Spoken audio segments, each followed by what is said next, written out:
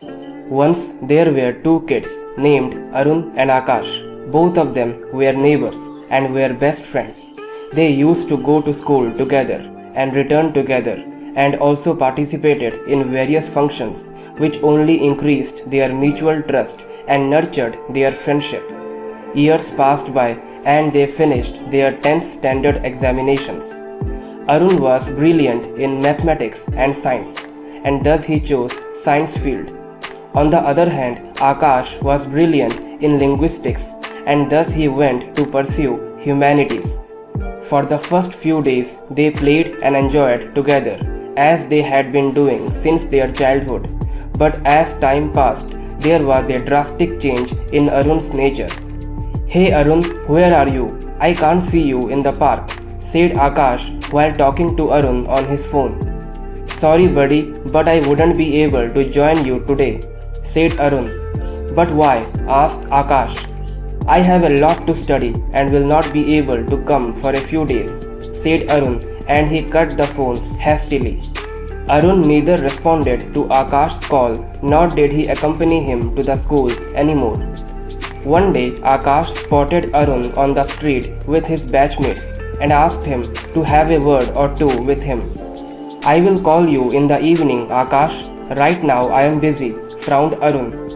"Neither do you come to the park nor do you pick up my phone," said Akash. "I said I will call you in the evening. Please go now," frowned Arun. "Is everything okay, Arun?" asked Akash to his dismay. "Are you an idiot? Can't you understand my words? Well, what else can be expected from a stupid linguistic student like you?" mocked Arun, and all his batchmates began to laugh. Poor Akash controlled his tears and left the scene at once. That day, after reaching his home, Akash took an oath that he will prove Arun wrong by hook or by crook. The same day, he started a blog and wrote short stories and poems. Every day, after returning from school and completing his homework, he would sit down on his study table and wrote as many stories and poems as possible. Days passed on and his blog began to get popular among people across all ages, especially students. After a year of blogging, he was interviewed by various newspapers and magazines as he had become a role model for the young generation and had inspired them to follow their dreams. One day, while he was returning to his home, Arun apologized to him for his bad behavior. Akash immediately forgave him and hugged him tightly.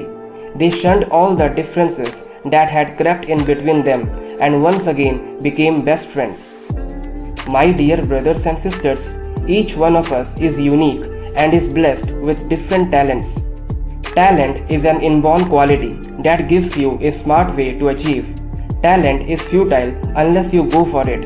One should never sit on a couch and expect for a good result. Just because you have talent doesn't mean you can go on the field and be the star of the team.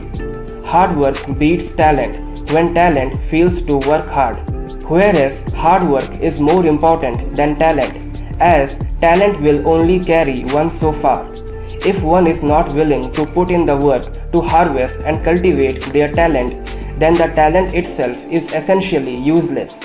Hard work and perseverance will beat out pure talent any day. Therefore, if talent and hard work go hand in hand, it provides better results. Talent gives you head start, but hard work makes you finish the race. Talent is never enough because in most of the cases, hard work always leads talent in the long run because just having talent doesn't do anything. One need to apply the right talent in a right way in whatever he or she do, and applying our talents always require us to work hard. Most of the people are not very talented, but they are hardworking. It takes time for a person to understand the materials, putting a lot of hard work on it and completing the task fantastically. Some are born genius and they score good grades, but not every person is a genius, but they have managed to get excelled in every field. That's the result of hard work. My dear brothers and sisters, always strive to make a conscious effort to use your talent and hard work in a systematic manner to get better results. In the Bhagavad Gita, Lord Shri Krishna said to Arjun, O Parth, we all can take control of our destiny we truly desire if we put in the desired hard work and planning into it. But if we desire to take control of our destiny in our own hands, then we need to perform karma as per the dictates of our Atman, the soul within. Nothing is unachievable. One can surmount the biggest of the difficulties, which may seem totally unachievable in the beginning, yet the end is ours.